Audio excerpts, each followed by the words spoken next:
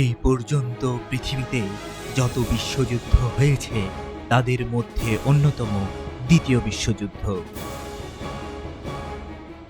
ইতিহাসের পাতায় এই যুদ্ধের ভয়াবহতা কল্পনা করলে একবার হলেও গা শিউরে উঠতে হয়। ১ সেপ্টেম্বর ১৯৩৯ সাল থেকে ২ সেপ্টেম্বর ১৯৪৫ সাল পর্যন্ত ৬ বছর এই যুদ্ধ সংগঠিত হয়। তাতে প্রাণ হারায় প্রায় ৫ থেকে ৮ কোটি মিলিটারি এবং সাধারণ মানুষ।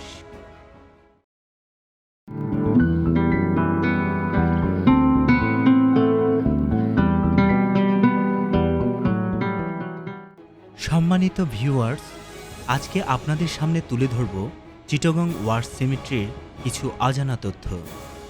চট্টগ্রামের দামপাড়া এলাকায় ১৯ নম্বর বাদশা মিয়া চৌধুরী সড়ক মেহেদীবাগ পাহাড়ি মনোরম পরিবেশে সবুজ গাছগাছালি নিয়ে ঘিরে আছে চট্টগ্রাম ওয়ার সিমেট্রি, যা বাইরে থেকে দেখতে সবুজ ঘাসের চাদরে মোড়ানো কোনো পার্কের মতো মনে হলেও এটি আসলে একটি সৌধ বা যুদ্ধের সমাধি। এটি বিশ্ব কমনওয়েলথ ওয়ার গ্রেভ কমিশনের তত্ত্বাবধানে পরিচালিত। সারা বিশ্বে মোট ২৩,০০০ ওয়ার সিমেট্রি রয়েছে, যার মধ্যে বাংলাদেশে ২টি, একটি চট্টগ্রামে এবং অন্যটি কুমিল্লা ময়নামতিতে অবস্থিত। চট্টগ্রাম ওয়ার সিমেট্রিতে সমাধি সংখ্যা রয়েছে ৭৫৫টি এবং কুমিল্লা ময়নামতিতে রয়েছে ৭৩৭টি। ব্রিটিশ সেনাবাহিনী দ্বিতীয় বিশ্বযুদ্ধের পর নিহত সৈন্যদের সম্মানার্থে এই সমাধিসৌধগুলো প্রতিষ্ঠা করে। সেনাবাহিনীর তত্ত্বাবধানে চট্টগ্রাম ওয়ার সিমেট্রিতে প্রাথমিকভাবে প্রায় ৪০০ জন সৈন্যের মৃতদেহ সমাহিত করা সম্ভব হয়েছিল এবং পরবর্তীতে বাংলাদেশের বিভিন্ন অঞ্চল থেকে সৈন্যদের এনে এখানে সমাহিত করা হয়। মূলত সমাহিত করা ৪০০ জন সৈন্যদের বেশিরভাগ ছিল এলিট ফোর্স 14 আর্মির সদস্য, যারা চট্টগ্রাম সহ বার্মা এবং আসাম যুদ্ধ করতে এসে প্রাণ হারায়। বর্তমানে এখানে সমাধি সংখ্যা মোট ৭৫৫টি, তার মধ্যে ১৭ জনের কোনো পরিচয় পাওয়া যায়নি এবং ২০ জন জাতীয় বিদেশি সৈন্যের।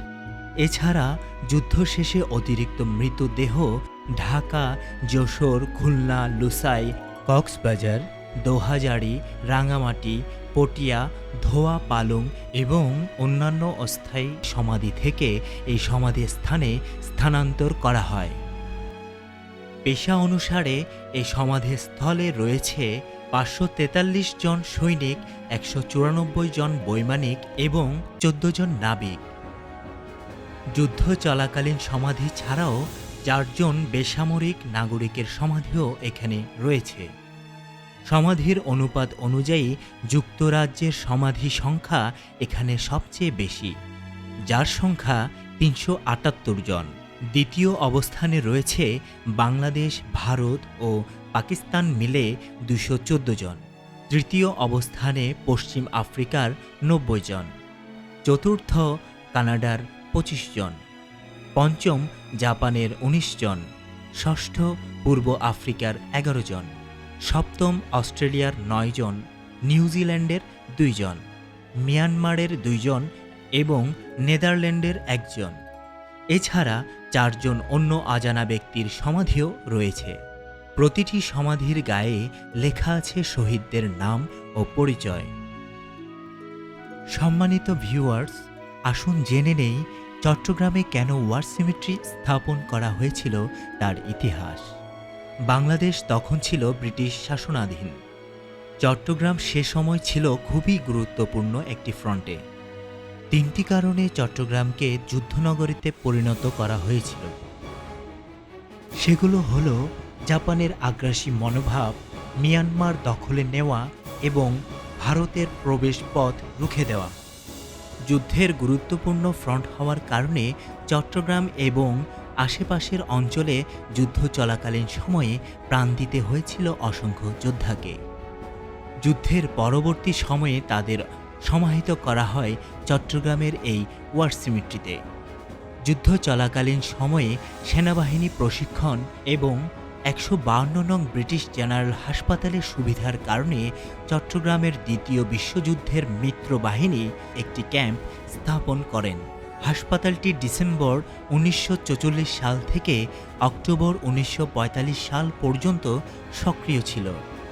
সে সময়ে এখান থেকে প্রচুর সৈন্যদের আহত অবস্থা থেকে সুস্থ করে দেশে পাঠানো হয়েছিল, আর যারা সেই যুদ্ধে নিহত হয়েছিল তাদের সম্মানার্থে দ্বিতীয় বিশ্বযুদ্ধের পরবর্তী সময়ে সেনাবাহিনীর একটি দল এই সমাধিসৌধ প্রতিষ্ঠা করে।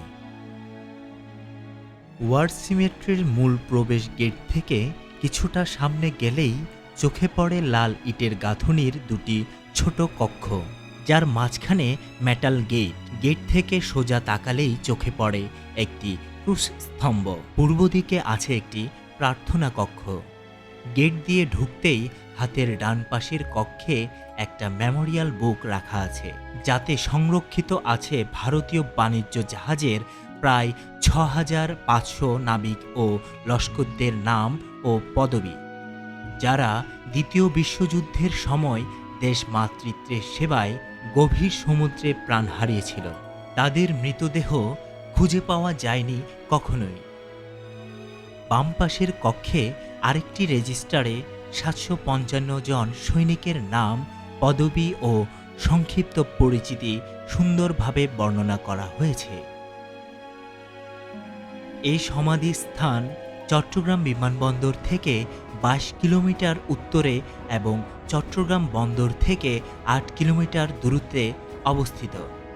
মেডিকেল কলেজের দক্ষিণ ও পশ্চিম কোণে পাহাড়ি রাস্তার কিছুটা ঢালু এবং কিছুটা সমতল ভূমিতে গড়ে উঠেছে এই সমাধি।